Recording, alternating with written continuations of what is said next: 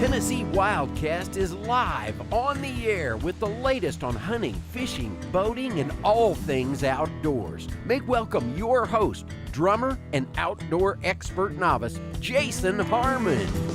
All right. Hello, everybody, and welcome to this edition of Tennessee WildCast. I'm Jason Harmon, and got Mr. Matt Cameron with me today. He's co-hosting, helping me out, and Mr. Dan Gibbs, our Black Bear program leader for Tennessee.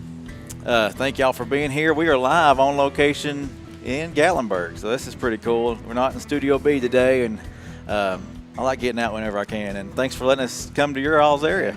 We'll do it more often. Yeah, Matt, he's a Region 4 information specialist, and he does a lot of work out here keeping the public informed. And we're going to do more shows with him. He's going to help me co-host more, and we're going to be out here in this area. And today we're going to be talking about bear hunting. We talked about being bear wise and just bears in general a few weeks ago, and today we're going to be talking about bear hunting and get all the details on that and what all is involved with bear hunting. So first, Dan's going to give us a little history. Okay. We've been bear hunting in Tennessee for quite a while, and I think we stopped at some point, closed down the season, and then we brought it back. So anyway, give us a brief history on how bear hunting has gone in Tennessee. So if you go back into the records that we have records back into the 50s of bear harvest, and typically it was in the teens, sometimes 20, 30 bears. And then in the late 60s, most of the harvest was going to be in either what we called Tellico, which was going to be Monroe County, and also that included Polk County. And, we're getting down to just a few bears a year. So in 1970, the agency at the time, which was Game and Fish, closed the bear season for 3 years, and then started having some significant meetings with adjacent states, primarily of Georgia and North Carolina at the time. And it was called the Tri-State Bear Study. And that was a pretty significant thing for bears in this part of the world, because there were some issues identified. Number one was a law enforcement issue and all the illegal hunting that was going on. So each state ramped up their law enforcement and working the bears, and that was definitely a big deal. Number two was establishment of bear reserves and trying to have a core population that was protected. So if you did have a year where you had a lot of movement of bears and you did have an overharvest, you still had a core population. And that's pretty significant, because even up till the last few years, and we'll talk about this more in a few minutes, getting a good handle on your bear population, the science just wasn't there to be able to know exactly how many animals you had. So it was good to have that safety net of the bear reserves. And then the third thing was the timing of the hunts.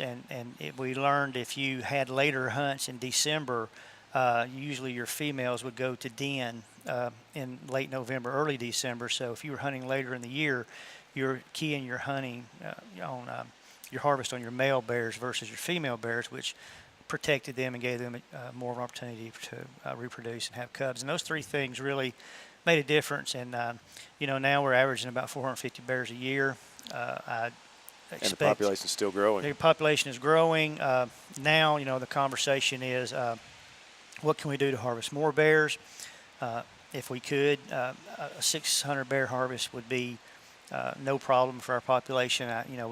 We've had conversations about, are our hunters, the way these seasons are structured right now, capable of killing that many because of the timing and things like that, number of days. So that's one thing that we've been working on, is some things to give us some better data and how to develop those hunts. Let me chime in here a second. Yeah.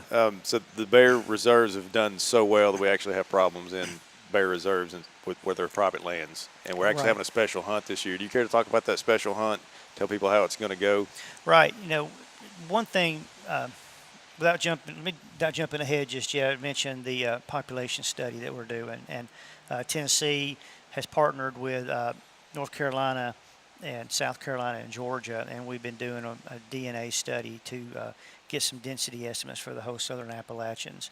And part of that has been to give us an idea of how many bears we actually have. That will be a piece of data that we've really never had before, and it will allow us to do some different things. Because now it's just a guesstimate. We say, 6,500, 7,000 bears? Most of your bear estimates are based on, it's called reconstruction. You use what you kill in your harvest, but A lot of bears aren't harvestable due to where they're at, their habits, if they're way up in the mountains and things like that. So we've always believed it's going to be higher than those numbers, but to have a figure to be able to make those arguments is going to be nice. But so once we get those numbers, then we'll be evaluating how we're going to develop our seasons in the future and where we're going to hunt, how the bear reserves fall into that. But we have got some significant issues in the bear reserves. When those bear reserves were developed, like in Johnson County, we talk about now Johnson County has been discovered, and a lot more people have moved to Johnson County, and there's more people that live in those bear reserves. So things that really weren't a big deal before now are because of the number of people living there. So this year we've opened up 2 of the bear reserves to a 3-day hunt each, just to evaluate what kind of harvest we're going to have. It's only on private land. So hunters have to have permission from the landowner before they go in there. They have to have permission from the landowner before they go in there and hunt those bears. Mm-hmm. And the Forest Service is open to expanding that to the Forest Service in the future, but they are waiting on those numbers from that estimate, which they'll feel more comfortable with that. In this hunt, to ensure that we don't over-harvest, basically we are utilizing we looked at how many bears we're harvesting per square mile on private land and on public land within the county, and we set quotas based on that. So if we harvest a certain number of bears in those reserves earlier than the 3 days, then we're going to close it early, just to ensure that we don't go in there and have a lot of bears harvested that we don't want to be harvested at this time. And all those bears, if a hunter takes one, has to physically check it in at a checking station. Yeah. They cannot check them in on the app. That is correct. And this year we are opening that up for people to be able to utilize the app to check in bears except for this hunt. And this hunt, and you can get in the hunting guide and see the location for those, but they will have to bring those bears to a physical check station so we can make sure we're getting an accurate count of how many are being harvested and also get some biological data off those animals. So to clarify, and I'll shut up here a second. You're good. But in the past, a hunter, if he harvested a black bear, was not allowed to check it in on the app. Correct. During the regular season. But this year, new law says you can do that, Right. correct? Right, and we're going to try that out. A little concerned about getting the teeth. We use the teeth to age the bear, and they have to be sectioned. It's almost like a tree. You section it, stain it, and they count the rings. So we're really encouraging people to please submit those teeth. You look at our hunting guide, look on our website, and to show you how to pull the tooth. We even have this is an envelope we made for our officers to carry around, but you can see we're also going to start taking measurements off the bear, a length measurement and a girth measurement, and we can use these 2 measurements to get a pretty good idea of how much the bear weighs. Weighing a bear is a pretty tough thing, especially if people have it strapped to ATV or something. Getting it out and getting it on scales, the floor scales are hard to handle. So this estimate gives us a pretty good idea of what they're weighing without having to go through all that. So we really appreciate hunters taking the time to give us those teeth. It's very important. And the information for that, tnwildlife.org, or if you've got one of our hunting guides, you can open up to page 37. But on our website, the hunting guide's there. It's always up to date. We make sure it is the most current information and all the information on how to do that. Real quick, can you explain how do you extract that? I mean, just to yeah, and there's a link. Probably on hard here. to talk about, but easier to show. There's a link on here too that Matt and I put together a few years ago. We're actually video showing how to take that tooth. But basically, It's a premolar. It's going to be just behind the canine. And the thing where people usually mess up is they try to reach in there with a pair of wire pliers and just grab that tooth and pull it. And you're probably going to break it if you do that. You got to reach down there and take usually a good knife, a hunting knife or something, and kind of get down in there and kind of pry it a little bit, and use that canine for leverage to kind of break it loose, for lack of a better word. It's still going to stay in there, but once you feel it come out of that socket, then you can take the pliers and pull it out and cut the flesh at that point, and just throw it in the envelope. And is there some incentive for doing this year? Yeah, I'm going to give this a try, but we decided this year we're going to see if a hat would encourage people to send it in. So we've got a hat we're trying to design. I'm not going to say what that is yet. It's cool. Just in I case want one. something goes bad and we can't do it, but we've got a pretty good design that we're wanting to put out there. So anyone that sends a tooth. Does it have to be a bear's tooth? It has to be a bear tooth. Okay, I'm just making sure. But one thing that's very important, one of the I guess the drawbacks of our reel system is people don't go in and routinely change their address when they move. So a lot of those addresses on our system are not good addresses. And if a hunter just puts in their ID number and doesn't put an address on that form that's a good address, I can't guarantee they're going to get that hat. So make sure that that's filled out and it's legible. And those won't be coming out. You know, we're not going to trade you a hat for a tooth. We got to figure out how many we need to order and things like that. So that'll be a springtime project where we get those out. Great. Cool. Awesome. Well, let's look at the hunting guide. It's on page 36. Is where bear hunting stuff starts, and let's highlight some of the zones. Okay. This I don't know if it has been 2 or 3 years ago. We opened up a few more zones, and we kind of redid the bear seasons 3 or 4 years ago, and our zones 1, 2, and 3 are what we call our traditional zones. That's going to be your counties that border North Carolina, okay. and most of it's Cherokee National Forest, and they're divided out by basically differences in the area, the way the National Forest is broken up. On the north end, the National Forest is very fragmented. There's a lot of private property within the National Forest. You get on the South Cherokee, and it's almost completely one unit of land. So that has a lot of difference in how the bears move and the accessibility of the bears and timing. The South Cherokee also has some traditional party hunts that are a little bit different. That's the only place we have those. And then you get into Sevier and Blount County and the south end of Cott County. The national park is a big part of that zone, and obviously there's no hunting in there. So timing on those hunts is really critical to take advantage of when bears are not in the park. Because that's when they'll be harvestable. And then you have the transitional zone, which borders all those counties, and that zone is there primarily just to give landowners some relief if there's some nuisance issues going on in the late summer, early fall. It's archery season. We haven't had a lot of bears harvested there, but it does give us an idea of where we're seeing more bears. Like last year we had 3 harvested in Hawkins County, and that kind of confirms, reports that we're getting for bears. And then our last zone is the plateau, zone 4, which is the northern plateau, and that's our newest population of bears. And the core of that population is going to be the Big South Fork. And we did the density estimate there in 2013, and we had a little over 200 bears estimated to be on the Tennessee side.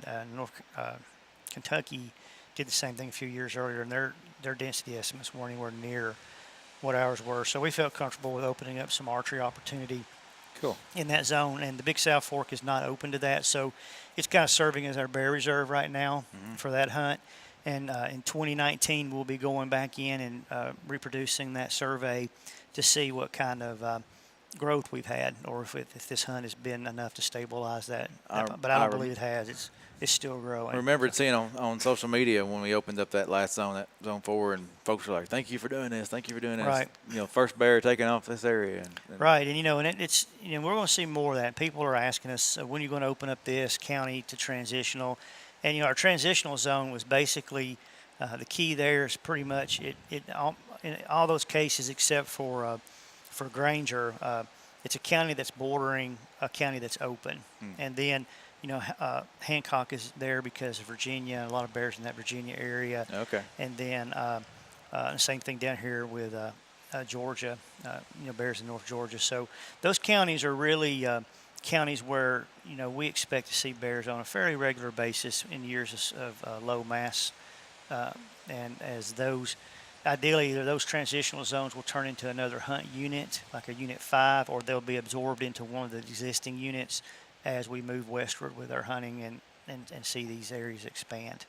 Now, remember all this is in your hunting guide, page 36, the dates, the type of weapon allowed, whether dogs are allowed or not.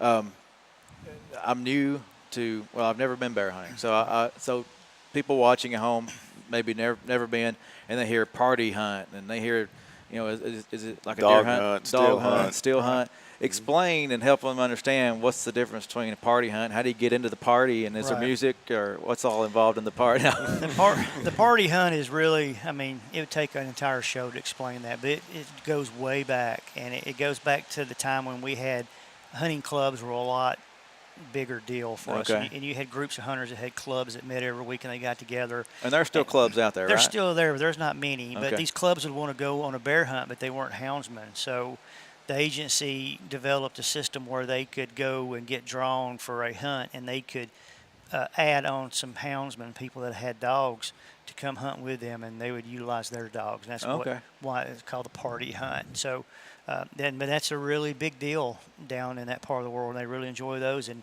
that party for that 2 days, they're the only ones that are allowed to be in that area, so they have it all to themselves. And wow. So that's nice for them to be able to do that, and they really enjoy that. But you never had really a need for that anywhere else. But hound hunting makes up 90% or better of our harvest. It's a very important part of our bear hunting tradition, and it's we rely on it heavily to harvest the number of bears we need because, if you get into some areas that you don't have the mountainous areas and a lot of private land, you can do pretty well with still hunting and get a decent harvest. But when you're getting into hundreds of thousands of acres of national forest and the terrain, you got to utilize those hounds. They can get to those bears and get them moving. And even with hounds, there's bears that we talk about. There's just certain portions of your population that's just not going to be accessible to hunting. We'll have a bear.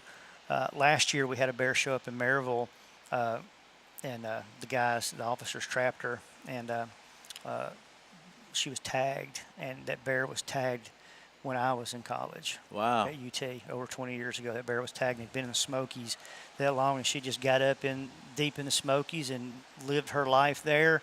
And, no one ever saw anything over again till, had a poor mass crop, and she got to moving looking for food and showed up. So there's a large percentage of bears that are like that get out there, and you're never going to be able to get to them with hunting, even with hounds. Speaking of mast, what are you seeing on acorns this year in hickory nuts? It's looking pretty good from what I've seen. I always kind of gauge. My first gauge is that big oak tree at the office that we all stumble over. Trip and fall. If we're walking on marbles. But I've been looking at that tree, and it looks like there's quite a few acorns in there. I got a chestnut oak at the house that's got quite a few nuts on it. So that's a good thing. We're starting for wildlife.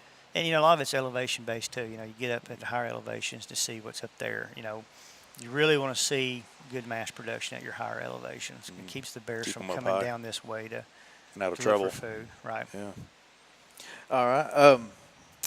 Speaking of, let's back up to the reserves. You were talking about the reserves areas. I'm not familiar with where those are and what the boundaries are for those. So explain a reserve. Well, we've got 6 bear reserves, and if you include the national park and Big South Fork, then it would be 8 bear reserves. But they were developed years ago when they began to open a new area, like when Carter and Sullivan and Johnson County were first going to be open to bear hunting. They went in and created these bear reserves to, once again, as we mentioned earlier, they're designed to have a core population that's protected. Genius. Yeah. So, and there's roads, highways, state line, whatever it may be. We have our Kettlefoot Bear Reserve, which is going to be in Johnson and Sullivan County, in the Shady Valley area. Then you got Laurel Fork, which is in Carter County, and butts up against North Carolina. Andrew Johnson is in the Greene County, butts against North Carolina, and then the fourth one up that way would be Unicoi, which is in Unicoi and Greene County, and it also butts up against North Carolina. So 3 of those 4 butt up against North Carolina. Then you get down into Monroe County. You have the Tellico and the Coe Bear Reserves. And Monroe's, Tellico, and Coe's in Polk County.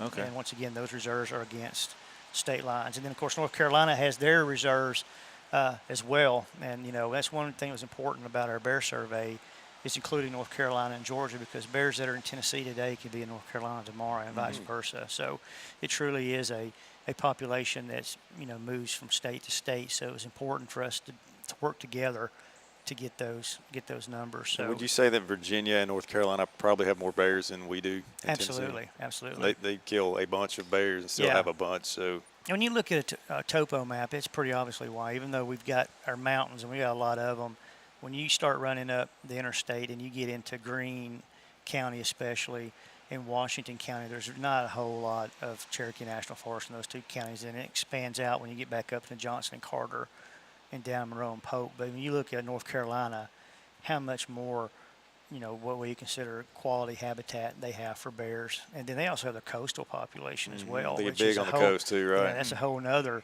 issue, coastal bears, which you can get into North Carolina on that coast, and also the South Coast in Louisiana and places like that. So they have a lot of bears in North Carolina. Virginia considers their state 100% occupied. 100%. So there's a lot of bears in West Virginia, and we're going to continue to see the number in Tennessee go up. I don't know that we'll ever get to where those states are. Probably don't want to be there. Don't want to be there, I don't think. Yeah, from a conflict issue, we don't want to be there. But our bear population is growing in Tennessee, moving west, and we're not moving bears to encourage that by translocating bears to give it a boost, but we're not trying to stop it either. We'll let Mother Nature do her thing, and if bears take hold and do well in another place, then we'll welcome that. And it comes with its issues. It comes with responsibility for the folks of the state that live there, but Sure. Overall, the state of Tennessee and the people who live here overwhelmingly support bears. We've done surveys to show that, and they support bear hunting as well. So. Out of all the animals that we manage, I can't think of any other bear that captures the hearts and the minds, or any other animal that captures the hearts and minds of people than a black bear. It seems Right. like everyone from hunters to non-hunters to anti-hunters, everyone loves bears in some capacity. So it seems like the decisions we make affect pretty much everyone. Most people, Right. I don't care about a largemouth bass or a white-tailed deer or whatever, but a bear, we all love them. Right. And people, like I said, they support hunting as long as they know that the agency is keeping an eye on the animals and doing a good job of making sure we're not over-harvesting. And that's what this whole project we've been doing the last 2 years is about, is ensure that we are protecting the resource for the state. It's a huge success story. If you go back, to the early 20th century when there were hardly any bears because of Right. the chestnut blight Yeah. and land use changes, over-harvesting. And you went through that down period that you talked Right. about when they only killed a few a year, and now we've got them, coming out our ears. So it Right. is a great success story if Right. you look at it overall. Speaking of harvest, and not to jump around too much, but it looks like you're allowed one bear Right. a year. Right. Okay. And and that's something we actually, the bear reserve hunt is going to be what a lot of people, hunters, would know as a bonus bear. Okay. So it will not count towards that. And that's another tool that we'll be looking at. I actually was talking with someone about that today, about how do you, if you got an area where you're not reaching your harvest goals, how can you get people down there to that? I mean, if we wanted to kill more bears, say in Zone 3, how can we get people from Zone 2 or 1 to go to Zone 3 and hunt? Because a lot of people, it's kind of territorial, and they kind of stick to their own area and don't move around a lot. But if in the future we decide we need to get people down there, additional bear out of that zone may encourage people to move around, and it may be worth their while that we then go down there and take another bear, not count towards their one bear limit. So there's a lot of tools in the box there that we haven't utilized yet, and we'll be taking a look at all of that as we move forward once we get this population data in. And clear up one thing for people. When we brought up this bear reserve hunt, can you make it clear that it's because of great nuisance issues in certain private areas of those bear reserves? And that's why we're having it. I guess that's the best way to put it.